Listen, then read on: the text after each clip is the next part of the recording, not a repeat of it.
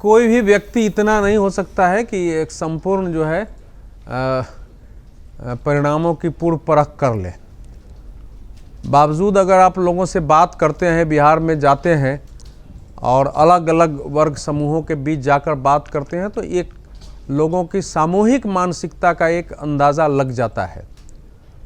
तो जो कुछ मैंने अभी बिहार में देखा है उसमें दो स्थिति साफ दिखाई दी है कि राष्ट्रीय जनतांत्रिक गठबंधन के सरकार के विरोध में कोई वातावरण नहीं है और विपक्ष को सत्ता में लेकर आना है ये हर हाल में, इसका भी वातावरण नहीं है।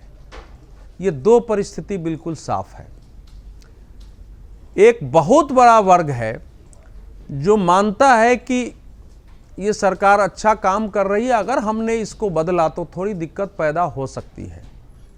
स्थानीय स्तर पर छोटे छोटे जो असंतोष होते हैं वही होते हैं। व्यापक स्तर पर सरकार के विरुद्ध कहीं असंतोष का भाव मुझे नज़र नहीं आया। जो लोग विरोध करते हैं वो भी वही छोटी छोटी चीज़ें बताते हैं।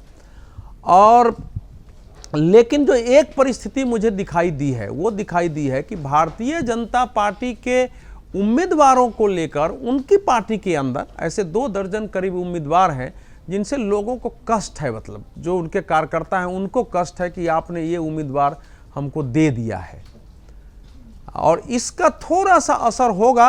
नहीं तो ये चुनाव, मेरा अपना मानना था कि ये 2010 के चुनाव से भी थोड़ा बेहतर चुनाव राष्ट्रीय जनतांत्रिक गठबंधन के लिए हो सकता था। ये एक कारण है।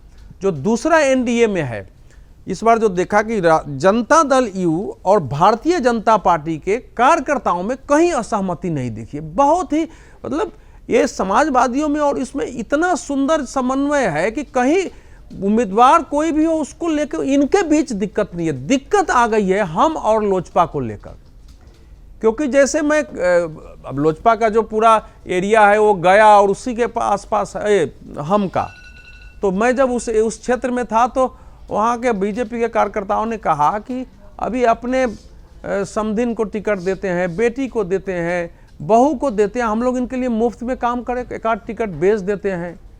जो चिराग पासवान है उन्होंने कुछ टिकट बेच दिया, हम लोग मुफ्त में काम करें। तो वो थोड़ा उनसे ही समस्या जनता दल यू को भी है। ये है केवल एकमात्र समस्या जो मुझे लगी है।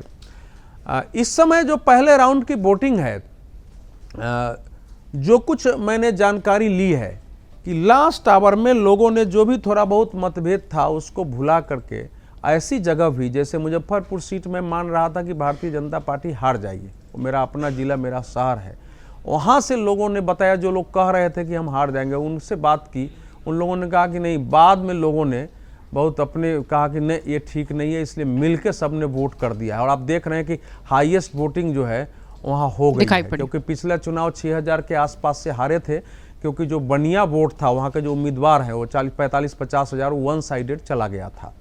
तो ये है, इसलिए मुझे लग रहा है कि फर्स्ट फेज की वोटिंग के पहला तो कारण इसलिए है कि आपने 65-66 लाख जो 3 चुनाव में जो मृत थे उनके नाम थे, तो वोटिंग परसेंटेज तो कम होगा ही होगा।